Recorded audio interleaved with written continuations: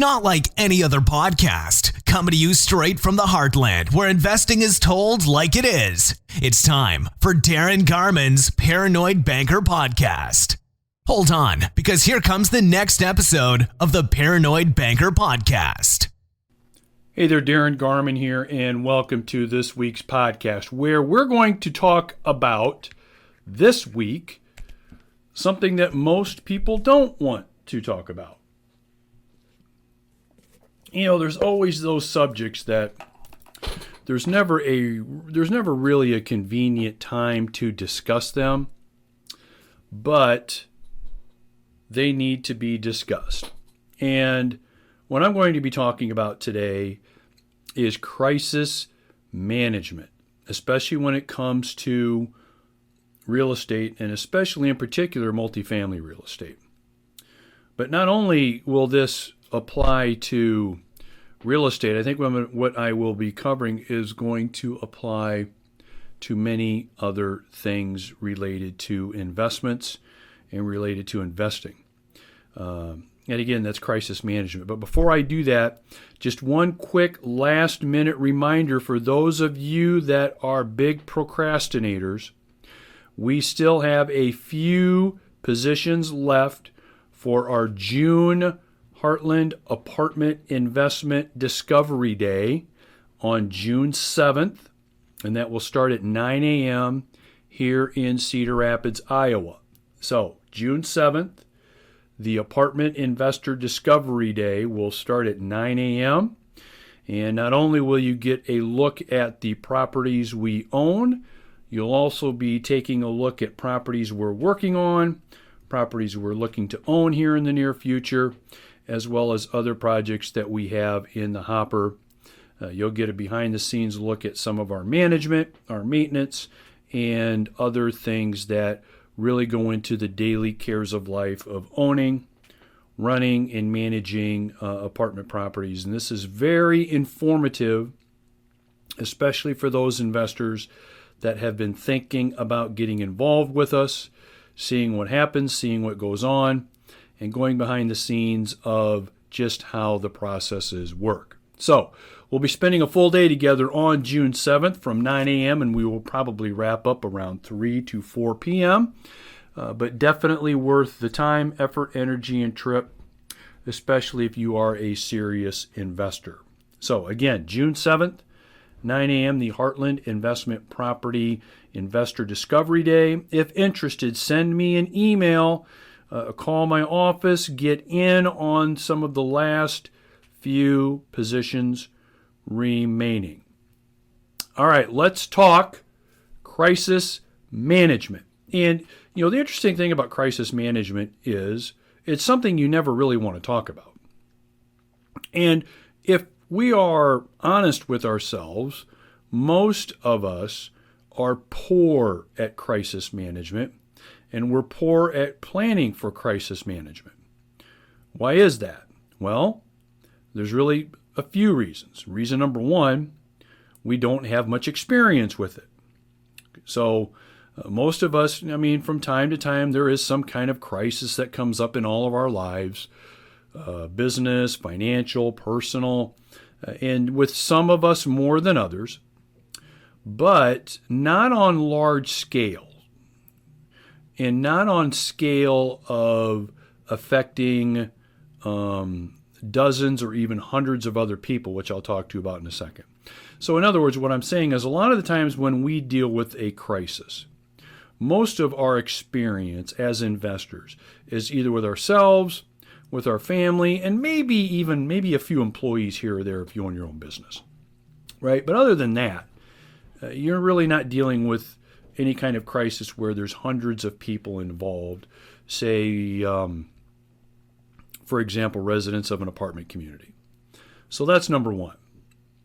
Number two, training. How many of us have had, or even if we have had, do participate in ongoing crisis management? Well, I can tell you I don't. I've got plenty of experience with it, but it's not something that I actively look to train and participate in on, let's say, an annual basis. Why? It's not any fun. I mean, it's not anything that's enjoyable. It's something you don't look forward to doing. It's kind of like working out. I don't think anybody enjoys working out or looking forward to the next workout. It's kind of the same with crisis management. I mean, still to this day, I hate Brussels sprouts. Okay, it's something I never outgrew. A lot of those vegetables like broccoli or cauliflower when I was a kid, hated that, but outgrew it. And I love broccoli and cauliflower. But one vegetable I just can't stand and I never outgrew was Brussels sprouts. Well, it's kind of like eating Brussels sprouts, you know. It's just something you don't look forward to doing. So there's training. So number one is we just don't have a lot of experience with it. Number two, we don't look forward or seek out training to be better at it. And number three, there are various levels of it, right? So we can work on being better at crisis management. We can even go to training to be better at crisis management. But at the end of the day, we may have some kind of crisis that has nothing to do with what we've been working on, what our experience is in, or what we've been trained to do, right? Except there is one exception, and this is really good to know if you are an active apartment property or investment property owner or active in your own investments. And it doesn't actually have to be apartment buildings. It doesn't have to be multifamily communities. It can be other investments. Whether you're actively involved in running your investments or you have someone that does it for you. So not surprisingly, a lot of my investment partners and clients have money managers. And some of their money managers, they get involved in the apartment properties we're involved in and, counsel them and guide them and tell them what to do and how to do it. And the same can be said with investments that aren't apartment properties. There's still money managers involved, whether you're your own money manager or you hire somebody, right? And so whether you're actively involved in your investment or you're passively involved in the investment, you still need to be thinking about continued crisis management, okay? And that really is doing what none of us really like to do.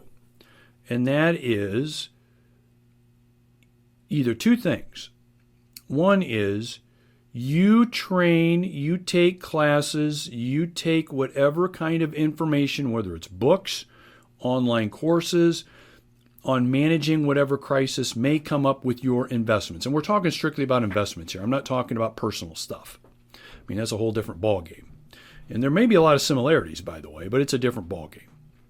So let's say your IPO investment that you've pulled every conceivable dollar out of every conceivable nook and cranny to invest in this IPO.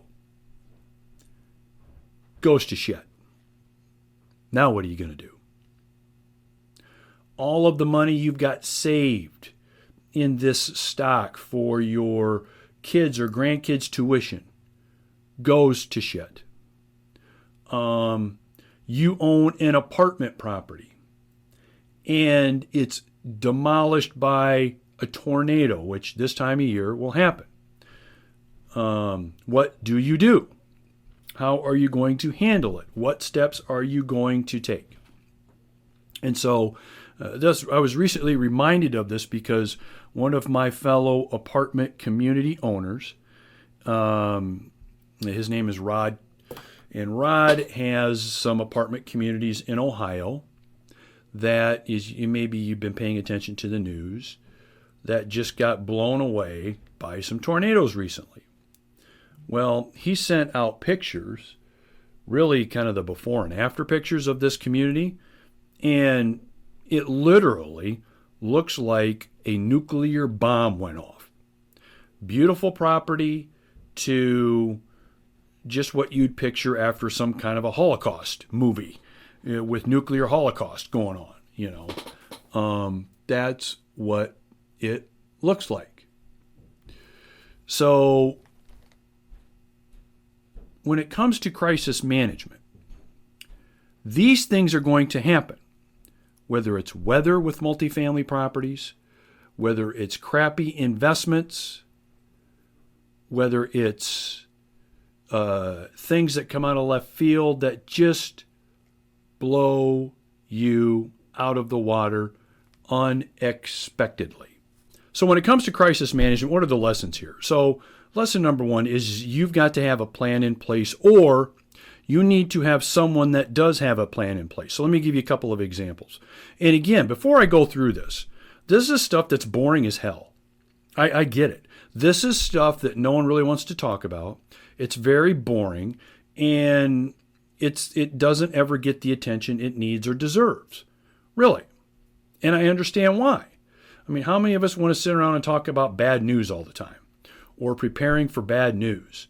I mean, you could go on, you could be totally extreme and be totally getting prepared for bad news, and that's all you do is prepare for bad news, which of course isn't any fun. But when it comes to this, you need to have someone that is experienced and prepared for crisis management with your investments, or you need to be prepared for it. So let me give you a couple quick examples that I think you'll be able to relate to that I think will help you a lot. So I was telling you about my friend Rod with these apartments. So he has a 100-plus unit apartment community that just got devastated by a tornado here a few days ago. And again, like I said, it looks like it went from paradise to a nuclear bomb going off. Well, he's now instituted basically a 14-point plan that they're executing right now to get that crisis managed as fast and, yes, as profitable as possible. Okay, as fast and profitable as possible. And of course, included in that are the well-being of the residents of this apartment community. Okay, so the 14-point plan takes into account safety, well-being of people, doing it the fastest way and the most profitable way possible, which really is kind of code for losing as little money as possible under the circumstances. So he's got a 14-point plan that he's working on right now to get that done. Okay? Not many catastrophes are really compared to a 100-unit apartment property being wiped out. So you've got probably 250 to 300 people easily without a place to live. You go from them having a place to live 1 hour, the next hour they don't have anywhere to live. And the good news is, in this example, there was no fatalities, right? But that is serious crisis management. Serious. But he has a plan in place to take care of the crisis. That's like what we have in place. So we have a plan in place for really two things that would typically happen with our multifamily properties. Well, if you really wanted to make the list is long. I mean, we've got processes and systems and contingencies in place for a lot of things that could happen. But I'll just name the top two. The top two would be tornado and flood. In the Midwest, it would be weather, and really it's all weather related, but tornado and flood. What are our processes in place to deal with this? What are we going to do? And more importantly, are our investors covered in the event of a catastrophe like that? A crisis like that? And the answer is yes, they are. Okay? We even have investors covered for things not related to weather. Terrorism, terrorist acts, for example. Unfortunate acts of crime or violence on the properties, for example. I could go on and on, but the top two would really be tornado and flood. What do we do? What happens if those happen? And more importantly, how are our investors impacted? What plans do we have in place if that happens? Well, if you've been in the business as I have for 25 plus years, you run into most everything. Okay? Number 3 on the list, by the way, is fire. That's right, fire. So, out of all of the crises that we've managed in the last 25 plus years, 90% of them have either been with flood, tornado, or fire. And so we have a plan and a process in place to deal with that has low, or in many cases, little impact to our investors, which has low or little impact in most cases to our income and our cash flow. So there's a good example. So with all of our properties, we have replacement cash flow coverage. So in the event our units go down, let's say because of a fire, we have income that will come in while those units are being fixed and worked on, getting back to where they need to be. Okay? Why? Because we've gone through that process before. So that's just one example. But we've got a plan and a process in place in case things go bad.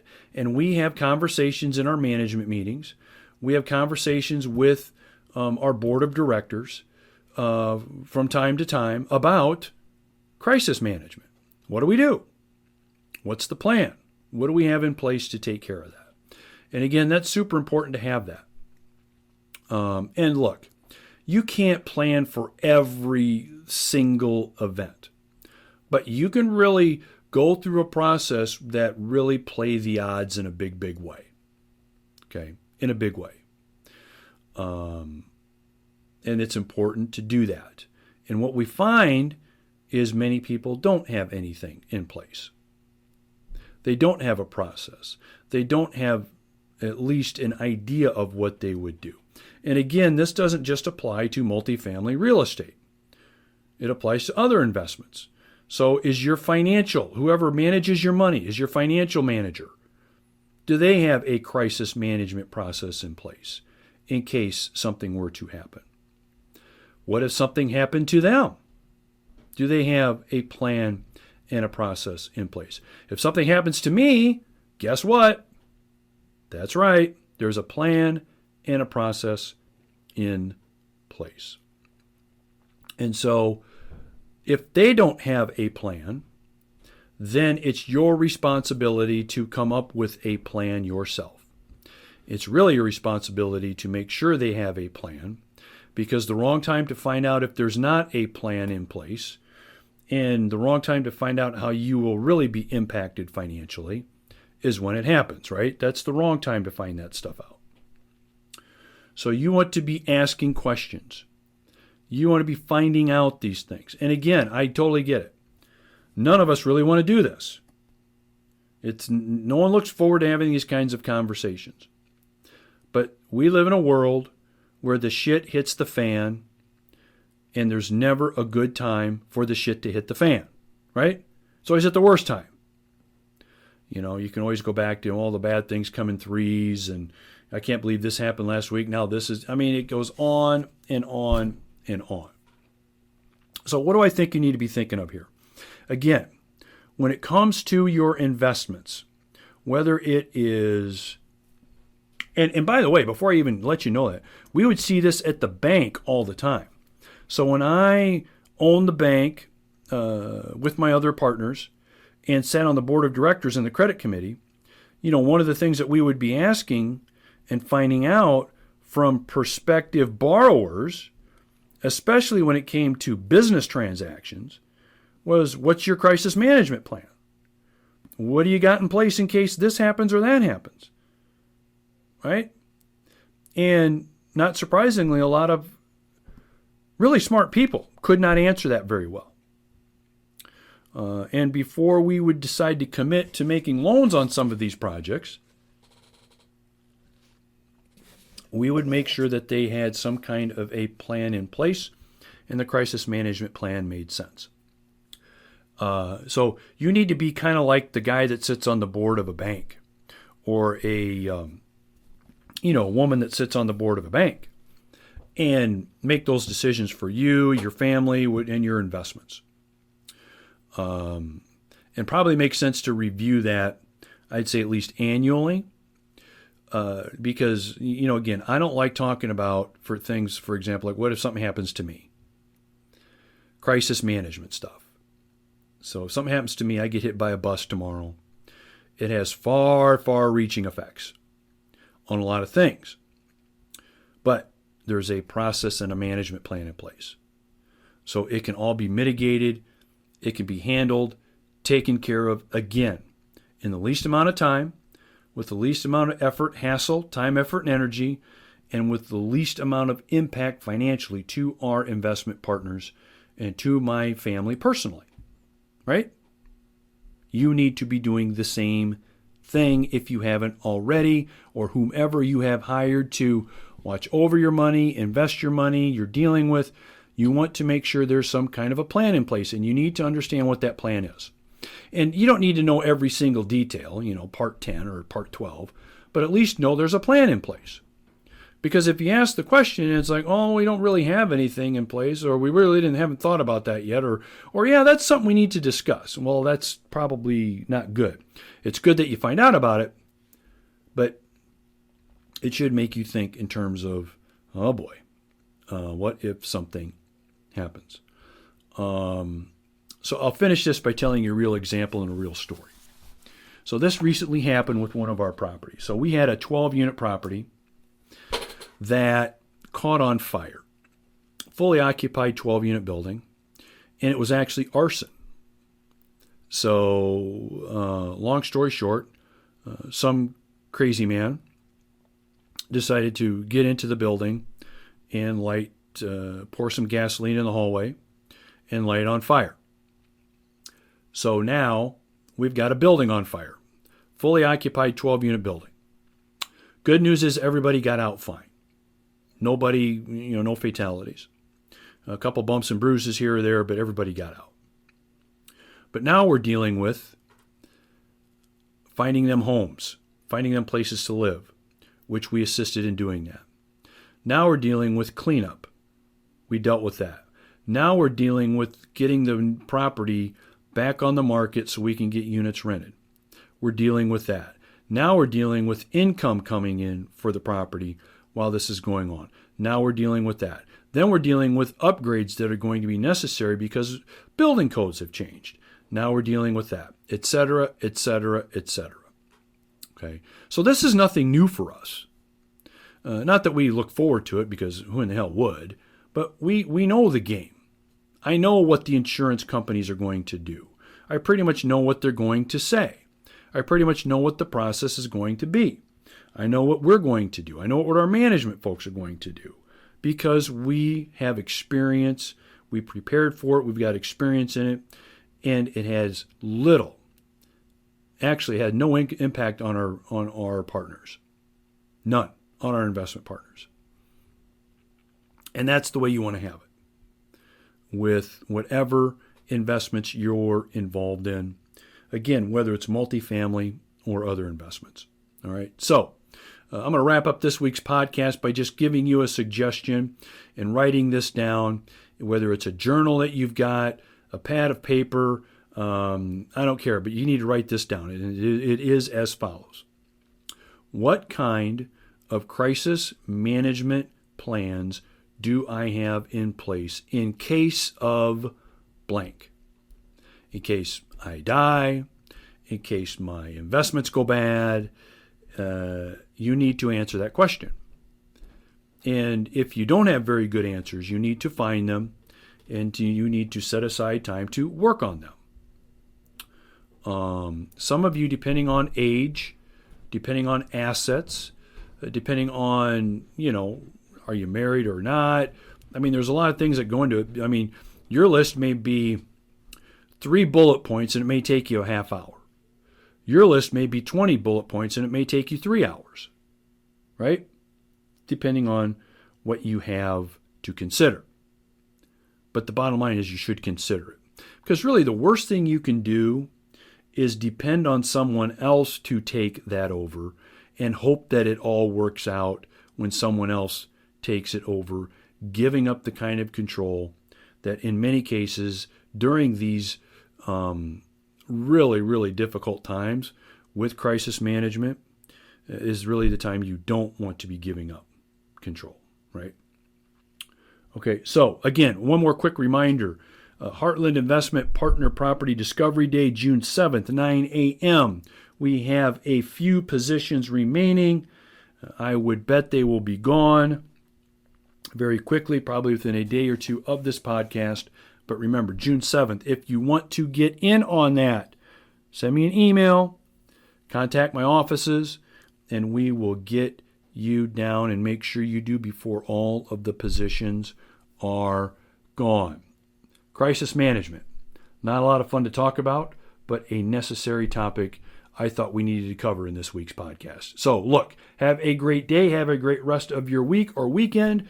Whenever you are listening, we will talk to you later. We'll see ya. Bye-bye. Thanks for joining Darin Garman's Paranoid Banker Podcast. For investment questions, comments, or to get in touch with Darin, go to www.garmanblog.com. Thanks for joining Darin Garman's Paranoid Banker Podcast. For investment questions, comments, or to get in touch with Darin, go to www.garmanblog.com.